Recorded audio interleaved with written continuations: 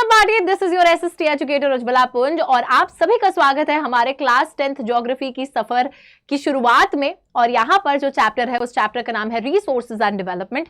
इस चैप्टर की आज इंट्रोडक्टरी क्लास है, यानी कि हम सिर्फ और सिर्फ चैप्टर का जो इंट्रोडक्शन है उसको देखने वाले हैं, समझने वाले हैं कि असल में ये जो दो शब्द हैं रिसोर्सेज और डेवलपमेंट, इनका एक दूसरे के साथ क्या रिश्ता है, ये रिश्ता क्या कहलाता है और साथ ही में रिसोर्सेज क्या है, डेवलपमेंट में क्या भूमिका निभाते हैं, ये रिसोर्सेज जो है इनकी किल्लत हो रही है, कैसे इन्हें सेव करना है, कैसे बचाना है, तो वो सारी चीजें बच्चों कॉम्प्रिहेंसिवली हम इस चैप्टर के अंदर देखेंगे। लेकिन फिलहाल अभी जो है आज की इस क्लास में हम सिर्फ इस चैप्टर का जो इंट्रोडक्शन है उसको पढ़ने वाले हैं और ढंग से रिसोर्सेज होते क्या हैं इस चीज को समझने वाले हैं। तो ध्यान से मेरी बात को सुनिएगा और फटाफट से हमारी इस क्लास को कर लेते हैं चालू।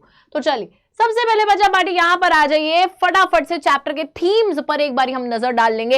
सबसे पहले इस चैप्टर के अंदर हमको पढ़ना है कि रिसोर्सेज होते क्या है, उसके बाद हम पढ़ेंगे डेवलपमेंट ऑफ रिसोर्सेज, यानी कि बच्चों रिसोर्सेज जिनका बहुत ज्यादा एक्सप्लॉयटेशन हो रहा है, तो एक्सप्लॉयटेशन क्यों हो रहा है, किन रीजंस की वजह से हो रहा है और उनके कंजर्वेशन की नीड क्या है, ठीक है। और उसके बाद वही वाला टॉपिक आता है कंजर्वेशन ऑफ रिसोर्सेज, कैसे हम इनको कंजर्व करेंगे।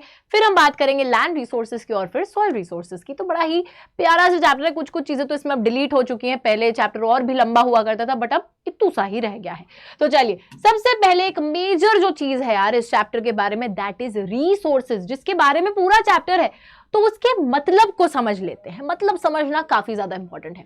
अब यार बचपन से है ना 6th-7th क्लास से पढ़ते हुए आ रहे हो कि रिसोर्सेज होते क्या हैं। हिंदी में बोला जाए तो रिसोर्सेज को संसाधन बोला जाता है, लेकिन बच्चों हर वो चीज जो एक ह्यूमन नीड को सेटिस्फाई करती है उसे हम रिसोर्स बुलाते हैं। अब चाहे पानी हो, आपको प्यास लगती है, नहाना है ना, बहुत सारी आपकी नीड्स है, पानी उस नीड को सेटिस्फाई करती है, हवा है, मिट्टी है, ठीक है, हमारी जमीन है, ये सारी चीजें रिसोर्सेज है क्योंकि ह्यूमन बींग्स की अलग अलग नीड्स को ये सारी चीजें सेटिस्फाई करती हैं। लेकिन क्या सिर्फ इतनी सी आधी अधूरी डेफिनेशन में हम रिसोर्सेज को डिफाइन कर देंगे? तो ऐसा नहीं होता है बच्चों। अब ध्यान दीजिए, बचपन से आप जो डेफिनेशन पढ़ते हुए आ रहे हो ना वो ये रही है ना, everything available in our environment can be used to satisfy our needs.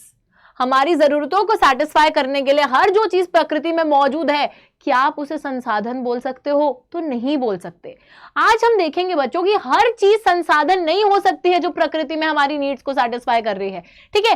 किसी भी चीज को एक संसाधन बनने के लिए, किसी भी चीज को अगर एक रिसोर्स बनना है तो उसको कुछ कंडीशन सेटिस्फाई करनी होंगी। क्या है वो कंडीशंस? चलिए देखते हैं। 3 कंडीशंस हैं, ठीक है। यहां पर सबसे पहली कंडीशन है that it should be technologically accessible.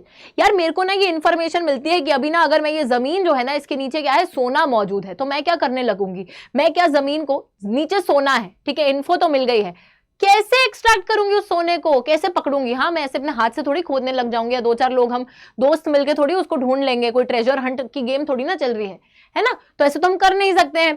तो हमें एक प्रॉपर टेक्नोलॉजिकल सेटअप चाहिए जिससे कि हम उस रिसोर्स तक पहुंच सके। एक्सेसिबिलिटी का मतलब क्या होता है? आपकी पहुंच, है ना। So that is what we need. कोई भी रिसोर्स प्रकृति में मौजूद है, हमें पता है यार ये चीज रिसोर्स है, बट वो यूज हम कब कर पाएंगे?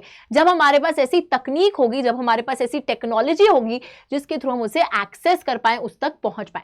तो सबसे पहली चीज तो ये है कि it should be technologically accessible, ठीक है जी। अब टेक्नोलॉजिकली एक्सेसिबल भी है, बट बच्चों दूसरी चीज भी काफी क्रूशियल है, that is economically feasible. Ma'am हम तो ज्योग्राफी पढ़ रहे थे, ये इकोनॉमिक्स कहां से आ गए? ये कोई इकोनॉमिक्स नहीं है बच्चों, ये बड़ी सिंपल सी बात है। अब सपोज वो सोना जो है ना, मैंने उसको एक्सट्रैक्ट करने में 2 करोड़ रुपए निकाल दिए क्योंकि मेरे देश की धरती सोना उगले उगले हीरे मोती, लेकिन जब मैंने उस सोने को करा एक्सट्रैक्ट तो मेरे को लग गया शौक। क्यों भाई? क्योंकि भाई मैंने 2 करोड़ लगाकर सोना एक्सट्रैक्ट करा था, बड़ी मशीनें लगाई थी, लोगों को लगाया था, हर चीज लगाई थी, बट सोना जो निकला है वो सिर्फ निकला 10,000 रुपए का।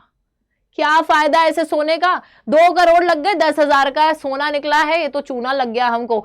तो यही वाली चीज है बच्चों कि जब आप किसी रिसोर्स को एक्सट्रैक्ट करें, उस पर आप जितना पैसा खर्च कर उसे एक्सट्रैक्ट कर रहे हो, उससे ज्यादा वैल्यू का रिसोर्स आपको मिलना चाहिए। जैसे ना ये चीज कोल में बहुत ज्यादा होती है, जो कोयला होता है, तो कोयला जो बहुत डीप बेरिड है, अगर आप बहुत ज्यादा पैसा लगा के उतने ज्यादा डीप जाने की कोशिश करोगे ना, तो उतनी वैल्यू का कोल निकलेगा नहीं, है ना। तो that is why in that case उस कोयले को निकालना हमारे लिए इकोनॉमिकली फिजिबल भी नहीं होगा, या कोई भी रिसोर्स फॉर दैट मैटर, कि आपने पैसा बहुत ज्यादा लगा दिया उसको निकालने के लिए, बट उतनी वैल्यू का वो रिसोर्स आया नहीं।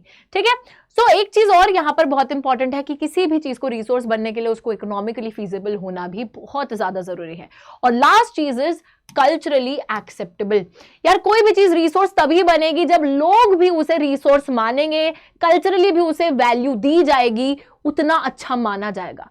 अब अगर सोना नॉर्मल लोग एक पत्थर के जैसे समझते हैं, तो ऐसे पत्थर जैसा ही तो है, क्या ही है इसकी वैल्यू, तो फिर वो चीज रिसोर्स थोड़ी ना होती। लोग बच्चों गोल्ड को वैल्यू देते हैं, है ना, लोग शादी ब्याह में गोल्ड की ज्वेलरी एक्सचेंज करते हैं, अपने पास गोल्ड के रिजर्व्स रखते हैं कि आगे आने वाले टाइम में इसको बेच के हम एक इन्वेस्टमेंट की तरह भी गोल्ड को रखते हैं। तो people are giving it that much importance, that is why it is such a valuable resource। अगर लोग ही उसको कोई इंपॉर्टेंस नहीं देते तो फिर वो चीज रिसोर्स ही नहीं होती, है ना।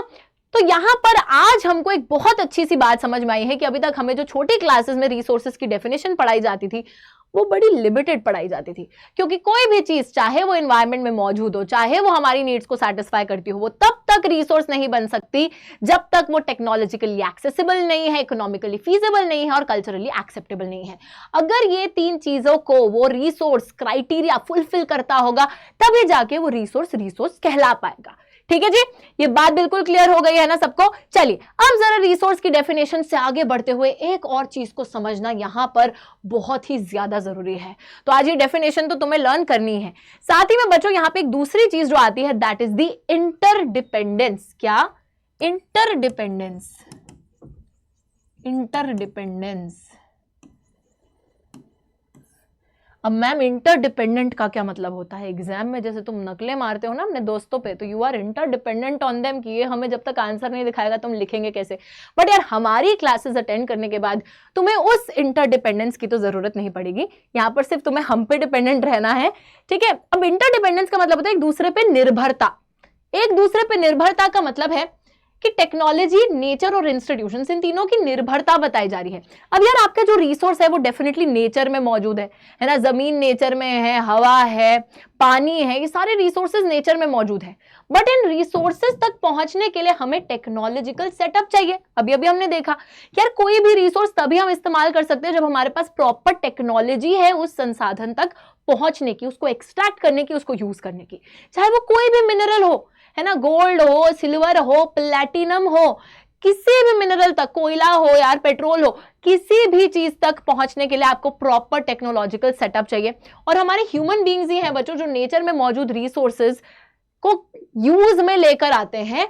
टेक्नोलॉजी इन्होंने बनाई, टेक्नोलॉजी के थ्रू नेचर में जो रिसोर्सेज हैं उन तक हमारे ह्यूमन बीइंग्स पहुंचे और उनको एक्सट्रैक्ट करके इस्तेमाल में लाए। और उसी के साथ एक और चीज है हमारे इंस्टीट्यूशंस। तो जैसे फैक्ट्रीज वगैरह बनाई जाती हैं, मिल्स वगैरह बनाए जाते हैं, मिनरल इंडस्ट्रीज बनाई जाती हैं जहां पे इन्हीं रिसोर्सेज को फिर रिफाइन करा जाता है, उनसे अलग अलग चीजें बनाई जाती हैं, लोगों तक पहुंचाया जाता है। तो ये सारी चीजें एक तरीके से कनेक्टेड है और उनको कनेक्ट करने वाला हथियार क्या है? हमारा ह्यूमन बीइंग, जो कि खुद भी एक रिसोर्स है यार। ह्यूमन रिसोर्स पढ़ रखा है ना, ह्यूमन रिसोर्स, यस। तो यार आप लोगों को भी अगर ह्यूमन रिसोर्स पढ़ना है तो जम के पढ़ाई करनी होगी और इस चैप्टर को अच्छे से समझना होगा। बेसिकली बच्चों यहाँ पर इसी इंटरडिपेंडेंस की बात करी जाती है। ह्यूमन बीइंग्स जिसमें एक मेजर की प्लेयर है कि नेचर में मौजूद जो रिसोर्सेज होते हैं उसके लिए हम लोग टेक्नोलॉजी डेवलप करते हैं, टेक्नोलॉजी से उस रिसोर्स तक पहुंचते हैं और फिर इंस्टीट्यूशंस भी बनाते हैं जिससे कि हम फिर और रिफाइन करते हैं उन रिसोर्सेज को और मार्केट तक, लोगों तक पहुंचाते हैं। ठीक है, तो ये है आपस में निर्भरता। तो यहां तक आई होप बात सभी को समझ में आई होगी। इस चैप्टर को हम लोग कंटिन्यू करेंगे in our next class. Thank you so much, take care and bye bye guys.